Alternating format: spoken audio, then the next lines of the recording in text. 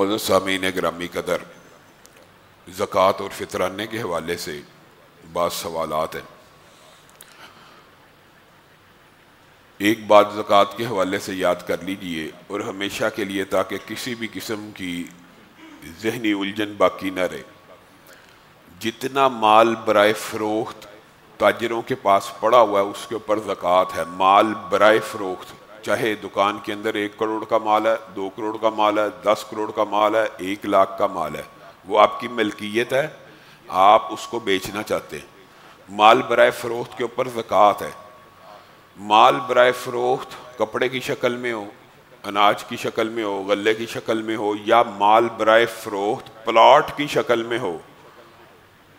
بعض لوگ یہ سوال جو پلاٹ کے حوالے سے ہے، بعض لوگ یہ سمجھتے ہیں کہ اگر پلاٹ برائے فروخت ہے تو اس کے اوپر زکوٰۃ نہیں ہے۔ ہر مال جس کو آپ فروخت کرنے کا ارادہ رکھتے ہیں اس کے اوپر زکوٰۃ ہے۔ تو چاہے جیسے سوال کے اندر اشارہ بھی موجود ہے کہ ایک بندے نے سوسائٹی کاٹی ہوئی ہے، اس کے تو 200-300 پلاٹ ہیں برائے فروخت، تو 200-300 پلاٹوں کے اوپر زکوٰۃ ہے؟ جی ہاں، جتنے پلاٹ آپ نے فروخت کرنے ہیں اتنے کے اوپر زکوٰۃ ہے۔ یہ تو اللہ کا شکر ادا کیجئے کہ اللہ تعالیٰ نے آپ کو 200 پلاٹ کا مالک بنا دیا۔ اس میں حیرت انگیز ہونے کی یا اس میں یہ کہنا کہ وہ اتنی زکوٰۃ کہاں سے دے گا؟ بھائی اللہ تعالیٰ نے اس کو اگر 200 پلاٹ دیے ہیں تو 200 پلاٹ کی زکوٰۃ دینا اس کے اوپر فرض ہے۔ ہر وہ مال جس کو آپ فروخت کرنے کا ارادہ رکھتے ہیں اس کے اوپر زکوٰۃ ہے۔ اور ایک بات یہ بھی یاد رکھ لیجئے کہ جو پیسہ آپ نے کسی سے لینا ہے وہ حقیقت میں آپ کی ملکیت ہے، یعنی قرض جو دیا ہوا ہے، ادھار جو دیا ہوا ہے، اور اس کی واپسی کا امکان ہے۔ واپسی کا امکان سے مراد یہ آپ نے کسی ایماندار بندے کو دیا ہوا ہے اور آپ کو پتہ اس نے میرے پیسے واپس کر دینے ہیں، وہ 1 لاکھ ہے، 10 لاکھ ہے، 20 لاکھ ہے۔ یہاں سے ایک بات ثابت ہوتی ہے کہ وہ گراہی کاروباری افراد، وہ گراہی جو آپ نے لوگوں سے لینی ہوتی ہے، وہ بھی چاہے 1 کروڑ کی ہو، اس کے اوپر زکوٰۃ ہے۔ ہاں، وہ پیسے جن کے واپسی کا کوئی امکان موجود نہیں ان کے اوپر زکوٰۃ نہیں۔ اسی طرح جو انسان کی سیونگ ہے، جتنی انسان کے پاس سیونگ ہے، ان سب کے اوپر زکوٰۃ موجود ہے۔ زکوٰۃ سے مستثنیٰ جو چیزیں ہیں ان میں صرف وہ پلاٹ اور وہ املاک اور وہ پراپرٹیز شامل ہیں کہ جو آپ نے اپنے گھر کے لیے لی ہیں۔ مثلاً میرا ایک پلاٹ ہے لاہور میں، میرا ارادہ ہے میں اس کے اوپر اپنا گھر بناؤں گا، تو وہ یہ پلاٹ زکوٰۃ سے مستثنیٰ ہوتا ہے۔ اسلام آباد میں وہاں بھی گھر بناؤں گا، جیسے ہی میری نیت بدلے گی کہ گھر نہیں بنانا، اب بیچ دیتا ہوں، تو اس کے اوپر زکوٰۃ ہے۔ اور جو پلاٹوں کی کیفیت متذبذب ہو کہ میں نے اس کے اوپر بنانا ہے یا نہیں بنانا، بیچ دوں گا، اچھی آفر آئی بیچ دوں گا، ورنہ بنا لوں گا، اس پلاٹ کے اوپر بھی زکوٰۃ ہے۔ یہ بات ذہن میں رکھیے۔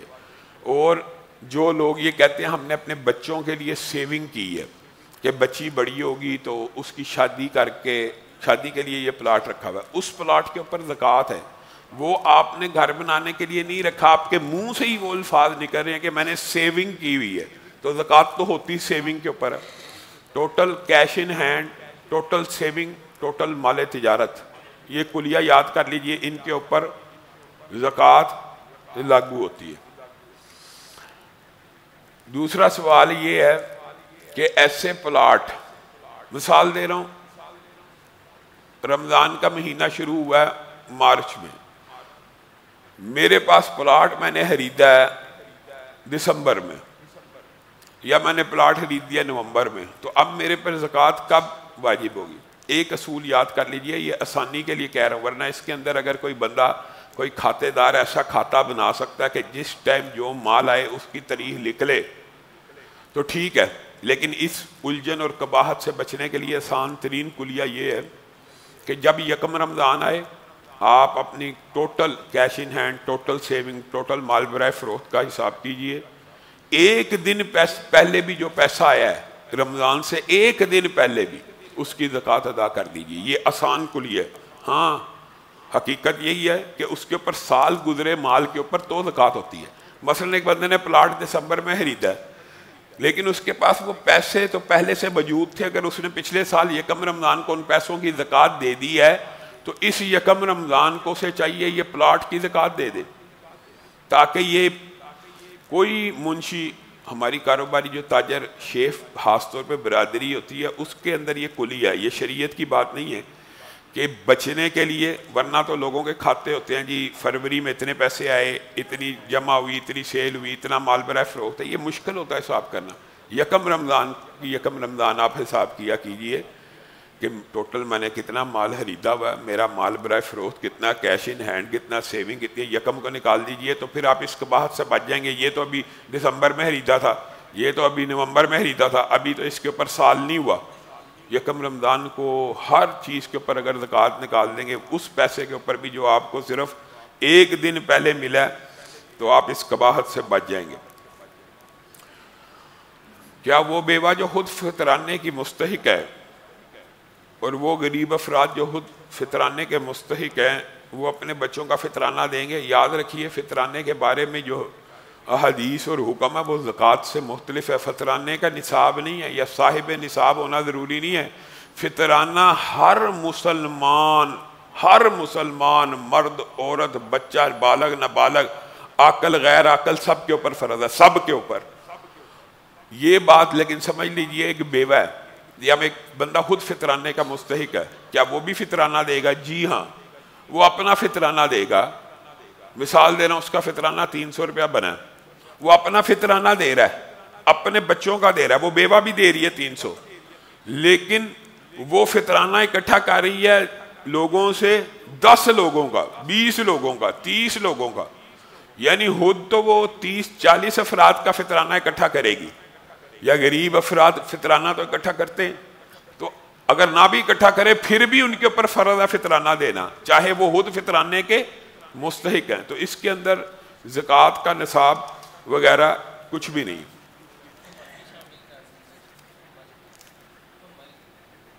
ہاں، وہ بچہ اس کے بارے میں فطرانے کے حوالے سے یہ بات بھی واضح ذہن میں رکھ لیجئے کہ 2 اس میں باتیں مزید ہیں.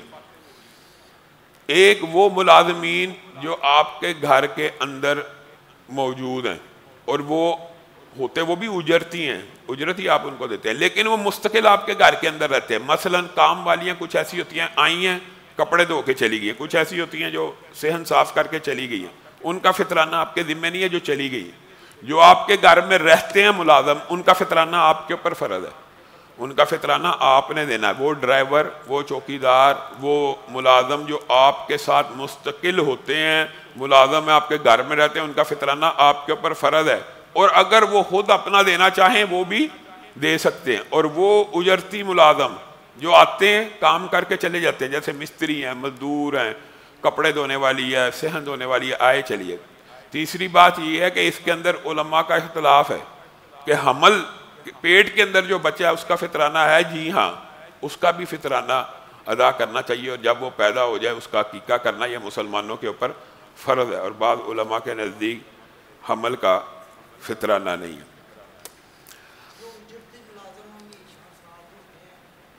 ہاں، ان کا فرض ہے، ان کا آپ کے اوپر فرض ہے. اگر وہ اپنی طرف سے دینا چاہیں تو دے سکتے ہیں، لیکن حقیقت میں جو آپ کے زیر بار زیر کفالت ملازم ہوں، جو آپ کے مستقل زیر کفالت ہے، کفالت ہی آپ کے ذمہ ہے، تو ان کے جو فطرانہ ہے وہ بھی آپ کے ذمہ ہے. اسی طرح بعض ساتھیوں نے انٹرنیٹ کے اوپر جو سوال کیے ہیں اور مختلف سوال کیا، ان میں سے ایک سوال وہی ہے جو پچھلے دنوں درس میں جزوی طور پہ بات ہوئی تھی کہ یہ جو حدیث ہے ہمیں سمجھ نہیں آتی. بھائی اگر کسی بندے کو حدیث سمجھ نہ آئے، اس میں کسی عالم کا یا طالب علم کا قصور نہیں، آپ کی عقل کا قصور ہے.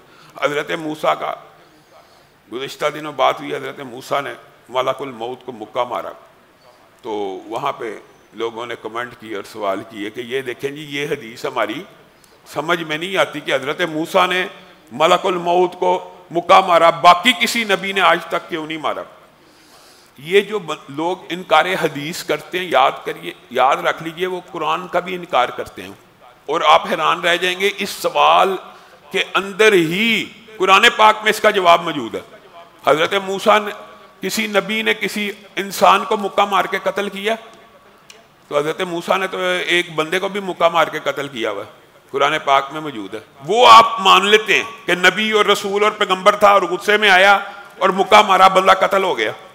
وہ آپ مان لیتے ہیں کہ قرآن میں دیکھیں ملتی جلتی، جو بندہ جس حدیث کا انکار کرتا ہے نا اس سے ملتی جلتی بات قرآن پاک میں موجود ہوتی ہے۔ یہ اللہ تعالیٰ نے ایک عجیب مسئلہ یہ منکرین حدیث کے لیے بنایا ہوا ہے تاکہ یہ کبھی اپنے اس جو ہے نا جال میں خود پھنس جاتے ہیں۔ جی نبی نے کیسے مکہ مارا ہے؟ حضرت موسیٰ جیسی جلالی طبیعت کسی نبی کی ہوئی ہے؟ کسی کی بھی نہیں ہوئی۔ نبیوں میں سے جو جلالی طبیعت حضرت موسیٰ کی ہے، کسی نبی اور پیغمبر کی وہ طبیعت نہیں تھی، اسی لیے ان کے بارے میں آتا ہے انہوں نے مکہ مارا، وہ شخص مر گیا، اگرچہ قتل کا ارادہ نہیں تھا۔ اسی طرح محدثین نے اس کے بارے میں ایک اور بات بڑی اہم لکھی ہے کہ انسانی شکل میں آئے تھے، گھر میں اچانک موجود پا کے اور روح قبض کرنے کی بات سن کے، صرف اس کے اندر یہ نہیں ہے کہ انہوں نے کہا میں آپ کی روح قبض کرنے کے لیے آیا ہوں تو اس وجہ سے مکہ مارا، اس وجہ سے مارا ہوتا محدثین کی یہ رائے ہے، یہ رائے محدثین کی، اس وجہ سے مارا ہوتا تو جب دوبارہ وہ اللہ کے پاس گئے کہ آپ اپنی زندگی اتنی طویل کروا لے جتنی بیل کے بال ہے، تو واپس آ کے پھر بھی اس نے یہی کہا تھا پھر کیا ہوگا، پھر موت ہے، تو پھر کیوں نہیں مارا؟ اس کا مطلب ہے موت کی وجہ سے نہیں تھا مارا۔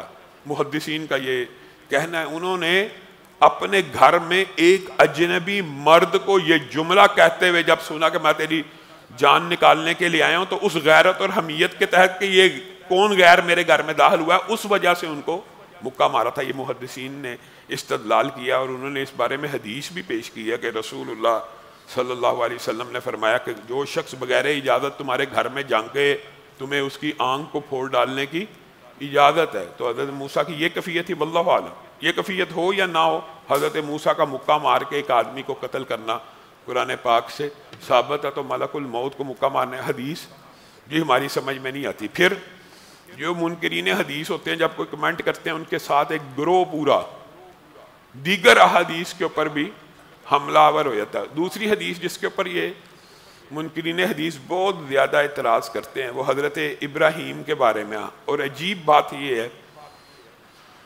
مولانا مودودی رحمہ اللہ اور دیگر مفسرین جو ان کے ہوشہ اور ان کے پیروکار ہیں، ان سب نے بھی اس کے اوپر کمنٹ کیا۔ میں حیران ہوتا ہوں کہ جو بندہ قرآن پاک کی تفسیر کر رہا ہے وہ اس حدیث کے اوپر کیسے انکار کر سکتا ہے اور اس کے دماغ میں باقی باتیں نہیں آئیں۔ انکار یہ کرتے ہیں کہ جی اللہ تعالیٰ نے ابراہیم کو صدیق اور نبی کہا ہے، اور حضرت ابراہیم کے بارے میں جی حدیث میں آتا ہے، وہ کہتے ہیں قرآن اور حدیث آپس میں ٹکرا رہی ہیں۔ قرآن کہتا ہے انہ کان صدیقا نبیا، وہ صدیق بھی تھے اور نبی بھی تھے، اور حدیث کہتی ہے کہ ابراہیم نے 3 جھوٹ بولے تھے۔ یہ جی حدیث قرآن سے ٹکرا رہی ہے۔ حدیث قرآن سے نہیں ٹکرا رہی ہے، آپ کی عقل ٹکرا رہی ہے۔ حدیث میں آتا ہے کہ حضرت ابراہیم نے خلاف حقیقت 3 باتیں کہیں، اور ان 3 باتوں کا ذکر حدیث میں موجود ہے۔ وہ 3 باتیں یہ ہیں، اور میں آپ حیران رہ جائیں گے کہ ان 3 میں سے 2 باتیں قرآن پاک میں بھی موجود ہیں۔ یعنی حدیث کا انکار کرنے والوں کی عقل کیسی ہے کہ وہ جو 3 باتیں حدیث میں آئی ہیں بھلا تم حدیث ہی پڑھ لو، ان میں سے 2 باتیں اس قرآن پاک میں بھی موجود ہیں۔ اگر 2 باتیں خلاف حقیقت موجود ہیں تو حضرت ابراہیم اس سے جھوٹے نہیں آتے، تو تیسری بات کہنے سے جی حدیث ٹکرا رہی ہے، کیسی عقل؟ یعنی 2 باتیں جب انہوں نے کہا کہ چلیے آپ بھی ہمارے ساتھ ہو، کہا انی سقیم، اور ستارے کی طرف نظر ڈالی تاکہ ان کو مغالطہ لگے کہ یہ بھی ستارہ پرست ہے اور ستارے کی وجہ سے کہہ رہا ہے میں بیمار ہوں، اور یہ قرآن پاک میں ان کا یہ قول موجود ہے کہ جب وہ آئے اور انہوں نے کہا ہمارے ساتھ چلیے، تو انہوں نے کہا میں سقیم ہوں، میں بیمار ہوں، میری صحت ٹھیک نہیں ہے۔ یہ خلاف حقیقت بات قرآن پاک میں موجود ہے اور یہی حدیث کے اندر موجود ہے۔ اور دوسری بات، جس وقت ان سے پوچھا گیا انت فعلت ھذا بآلہتنا، کیا آپ نے ہمارے الہوں کے ساتھ یہ سلوک کیا ہے ابراہیم؟ انہوں نے دیکھا سب کے سب کٹے پڑے ہیں، ٹوٹے پڑے ہیں، تو حضرت ابراہیم نے جو جواب دیا حدیث میں اور قرآن میں وہ جواب موجود ہے، بل فعلہ کبیرہم ھذا، بلکہ اس بڑے بت نے توڑے ہیں۔ یہ خلاف حقیقت بات تھی کہ نہیں؟ تو اس کا ذکر قرآن پاک میں موجود ہے۔ یہ خلاف حقیقت بات کر دینے کے باوجود ابراہیم نبی اور صدیق ہے نا، تو تیسری بات صرف اکیلی حدیث میں موجود ہے، قرآن میں موجود نہیں ہے۔ تو اس کے اوپر آپ کو کیا اعتراض ہے کہ حضرت سارہ کا جو واقعہ کہ آپ ان کو کہہ دینا کہ یہ میرے بھائی ہیں تاکہ وہ بادشاہ جو ہے ظلم کا شکار نہ ہو سکے؟ تو یہ باتیں، یہ مغالطے صرف آپ لوگوں کو وسوسہ ڈالنے کے لیے ڈالے جاتے ہیں کہ جی حدیث جو ہے وہ قرآن سے ٹکراتی ہے، حقیقت میں نہیں ٹکراتی۔ پھر تیسری بات، اور اس بات کا جواب تو پچھلے سال بھی اور متعدد مرتبہ میں ٹی وی کے اوپر بھی دے چکا ہوں.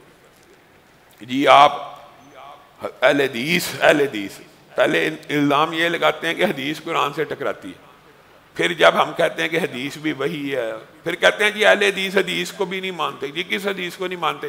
یہ جی 28/12 ایک حدیث ہے، وہ مرزا جیلمی صاحب اس کو ہر روز بیان کرتے ہیں اور اہل حدیثوں کے پاس اس کا جواب نہیں. وہ جواب اپنی مرضی کا چاہتے، جو جواب ہم دیتے ہیں انہیں پسند نہیں ہے، اور جو منہج اور جو جواب محدثین نے اور علماء نے اس کا دیا ہے وہ ان کی عقل میں نہیں آتا. حالانکہ بڑی عام فہم بات ہے، بڑی عام فہم بات ہے. حدیث 28/12 میں یہ لکھا ہے کہ عمار کو ایک باغی جماعت قتل کرے گی اور وہ عمار کو جہنم کی طرف بلاتی ہوگی اور عمار انہیں جنت کی طرف بلاتے ہوں گے. یہاں تک حدیث صحیح ہے. اس کی جو ٹرانسلیشن مرزا صاحب اور ان کے ماننے والے کرتے ہیں وہ ٹرانسلیشن ہی من گھڑت ہے. وہ کہتے ہیں کہ پہلی بات ان کی پہلی ٹرانسلیشن یہ ہے کہ وہ جو باغی گروہ کا ذکر ہے یہ حدیث میں نہیں ہے. وہ باغی گروہ جی سیدنا امیر معاویہ کا تھا، وہ باغی گروہ امی عائشہ کا تھا، وہ باغی گروہ طلحہ و زبیر کا تھا. یہ کہاں پہ حدیث میں لکھا ہے؟ یہ آپ نے خود استدلال کیا ہے، خود من گھڑت مفہوم ہے کہ وہ یہ حدیث صحیح ہے کہ باغی گروہ قتل کرے گا، وہ جہنم کی طرف بلاتا ہوگا، وہ انہیں جنت کی طرف بلاتے ہوں گے، یہ حدیث صحیح ہے. لیکن اس کا اطلاق سیدنا امیر معاویہ کے گروہ کے اوپر ہوتا ہے. یہ آپ کی ذاتی عقل، اور آپ نے سیدنا امیر معاویہ اور صحابہ کے اوپر جھوٹا الزام اور بہتان لگایا ہے. وجہ کوئی صحابی اور صحابہ کے دور میں صحابہ کا کوئی گروہ جہنم کی طرف بلانے والا نہیں تھا. یہ علماء کا، امت کا 1400 سال سے اجماع ہے. کیا امی عائشہ رسول اللہ کی جنت میں بیوی ہیں کہ نہیں؟ تو وہ جہنم کی طرف بلانے والی ہے. کیا طلحہ و زبیر عشرہ مبشرہ صحابی جنتی معین ہے کہ نہیں؟ کیا وہ جہنم کی طرف بلانے والے ہیں؟ کیا سیدنا امیر معاویہ ام حرام بنت ملحان کی حدیث کی روشنی میں معین جنتی کہ وہ اٹھ کے کہتی ہیں اللہ کے رسول وہ پورا لشکر جنت میں چلا جائے گا تو میری بھی دعا کر دیجئے میں بھی جنت میں چلی جاؤں، اور ان کو ان کی زندگی میں شہیدہ بحر کہا گیا. ایسی شہیدہ جو سمندری جہاد میں شہید ہوں گی ان کی زندگی میں زندہ ہوتے ہوئے کہا گیا. وہ اسی لشکر میں شامل تھی جس میں سیدنا امیر معاویہ امیر البحر تھے. جب مرزا صاحب سے یہ سوال پوچھا جاتا ہے آپ اٹھا کے دیکھ لیے، وہ سیدنا امیر معاویہ معین جنتی کی بشارت ہاں وہ تو ہے کہہ کے بس. جو بندہ معین جنتی ہے، جو عشرہ مبشرہ معین جنتی ہیں، جو امی عائشہ معین جنتی ہیں، وہ گروہ جہنم کی طرف بلانے والا تھا. تیری عقل کا بھی بیڑا غرق ہو گیا اور تیرا یہ سوچ کا ستیہ ناس ہو. یہ سارے جنتی ہیں لیکن یہ بلاتے جہنم کی طرف سے. یہ کیسی عقل ہے؟ یاد رکھنا یہ حدیث کی ٹرانسلیشن اور ترجمہ من گھڑت، من چاہا، اپنی خواہش نفس کی پیروی کرتے ہوئے اس نے کیا. ورنہ اہل تشیع کے ہاں 1400 برس دیکھیں ان کو بھی یہ جرت نہیں ہوئی کہ وہ امی عائشہ کو، طلحہ زبیر کے گروہ کو جہنم کی طرف بلانے والا گروہ کے حضرت علی کا مخالف کہا، یہ کہا وہ کہا. لیکن یہ عجیب بندہ اٹھا تو پھر جہنم کی طرف بلانے والا گروہ کون سا تھا یہ بھی یاد رکھ لیجیے. صحابہ کے دور میں صرف ایک گروہ جہنم کی طرف بلانے والا تھا، وہ گروہ خارجیوں کا گروہ تھا، اور انہی خارجیوں نے صحابہ کو چن چن کر قتل کیا. انہی خارجیوں، یہ بات یاد رکھیے گا. جس طرح سیدنا عثمان کی شہادت ہوئی ہے، حضرت علی کی شہادت ہوئی ہے، اور حضرت علی کے پاس طلحہ و زبیر کے قاتل بھی آئے ہیں اور زبیر کا قاتل بھی آیا اور آ کے کہنے لگا طلحہ زبیر معین جنتی ہے نا، سیدنا امیر معاویہ کے لشکر میں تھے. یہاں پہ سیدنا علی کے ایک لشکری نے عشرہ مبشرہ صحابی ہیں ان کو قتل کیا. کیا کسی اہل سنت نے آج تک اس بنیاد پہ یہ لفظ کہا ہو کہ جی سیدنا زبیر جو عشرہ مبشرہ ہیں جنتی ہیں ان کو جو گروہ قتل کرے گا وہ جہنم میں جائے گا؟ کبھی کسی نے کہا ہو؟ وہ بھی عشرہ مبشرہ ہیں. اور خود حضرت علی کا قول سن لیجئے، جب وہ زبیر کا سر لے کے حضرت علی کے پاس آیا اور آ کے کہنے لگا دیکھیے میں نے کتنا بڑا سپہ سالار اور کتنا بڑا رہنما قتل کیا تو مجھے اس کے بدلے میں انعام دیجئے، میں سر لے کے آ رہا ہوں زبیر کا. حضرت علی خاموش. پوری اس کی گفتگو سننے کے بعد کہتے ہیں اے زبیر کے قاتل تجھے جہنم کی بشارت ہو. ان کا اپنا لشکری, اے زبیر کے قاتل تجھے جہنم کی بشارت ہو, میں نے رسول اللہ سے خود سنا تھا کہ ہر نبی کا ایک حواری ہوتا ہے اور میرا حواری زبیر ہے, اور زبیر جنت میں جائے گا, تو جہنم میں جائے گا. اب اس ایک لشکری کی وجہ سے کیا سیدنا علی کا پورا لشکر اس کے پر الزام لگ سکتا ہے کہ جہنمی ہے؟ یہ خارجی جہنمی ہے. اسی طرح سیدنا عمار کو جس خارجی نے قتل کیا وہ جہنم کی طرف بلانے والا, اور صحابہ کو چن چن کے قتل کیا گیا. اور یہ کہنا کہ سیدنا امیر معاویہ کے لشکر میں جس شخص نے عمار کو قتل کیا تھا وہ صحابی تھا, یہ اس سے بڑا جھوٹ ہے. ابو الغادیہ اور دو ناموں کو آپس میں مکس کر کے لوگوں کو یہ بھی مغالطہ ڈالا جاتا ہے وہ صحابی تھا. یہ بھی دنیا کا سب سے بڑا جھوٹ ہے, وہ صحابی بھی نہیں تھا, خارجی تھا. اور جس نے قتل کیا وہی ملزم ہے, اس سے پورا گروہ جہنم کی طرف بلانے والا نہیں ہو جاتا, جس طرح زبیر کے قاتل کی وجہ سے سیدنا علی کا گروہ جہنمی نہیں ہو جاتا. تو یہ باتیں اپنے ذہن میں رکھیں, یہ خام خواہ کے جو مغالطے ہیں اللہ تعالیٰ اس سے بچائے. ایک اور سوال ہے, اس کو جزوی طور پہ ایڈریس کر کے اپنی بات ختم کریں گے. ایک شخص نے کہا میں نے 10 دن اسم اعظم کا وظیفہ کیا 313 بار, لیکن ابھی تک دعا قبول نہیں ہوئی. آپ اسم اعظم کا وظیفہ جاری رکھیں اور اس کے بعد دعا کریں. اللہ کے فضل و رحمت سے 40 دن مکمل ہونے سے پہلے پہلے انشاءاللہ اس کی دعا قبول ہوگی. اور دعا کی قبولیت کے جو مراتب ہیں, موقع ملا انشاءاللہ آئندہ آنے والے جمعے میں اس حوالے سے بھی تفصیلی گفتگو کریں گے. سبحان ربک رب العزت عما یصفون وسلام علی المرسلین والحمد للہ رب العالمین. ڈاکٹر صاحب تشریف لا چکے ہیں, سب ساتھی بیٹھے رہیں.